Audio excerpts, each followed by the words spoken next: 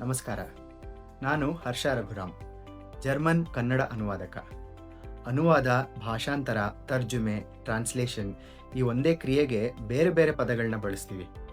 ಮಾನವ ಸಂಸ್ಕೃತಿಗಳು ಈ ಕ್ರಿಯೆಯನ್ನು ಬೇರೆ ಬೇರೆ ದೃಷ್ಟಿಕೋನಗಳಿಂದ ನೋಡಿವೆ ಅಂತ ಹೇಳೋಕೆ ಈ ಪದಗಳ ಮೂಲ ಅರ್ಥ ಬೇರೆ ಬೇರೆಯಾಗಿರೋದೇ ಸಾಕ್ಷಿ. ಈ ಯಾವ ಪದಗಳಿಗೂ ಒಂದು ಭಾಷೆಯಿಂದ ಇನ್ನೊಂದು ಭಾಷೆಗೆ ಪದಗಳನ್ನು ಹೊಂದಿಸೋದು ಅನ್ನೋ ಸರಳ ಅರ್ಥ ಇಲ್ಲವೇ ಇಲ್ಲ.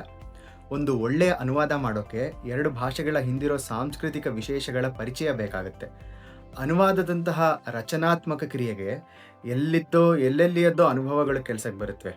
ಯಾವಾಗಲೋ ಓದಿದ್ದು, ಎಲ್ಲೋ ನೋಡಿದ್ದು, ಎಲ್ಲಕ್ಕಿಂತ ಮುಖ್ಯವಾಗಿ ಅನುವಾದಕನ ಜೀವನಾನುಭವಗಳು ಇವೆಲ್ಲವೂ ಅನುವಾದದಲ್ಲಿ ಸೇರಿರುತ್ತೆ.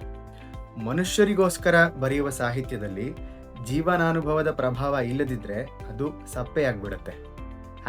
#human translation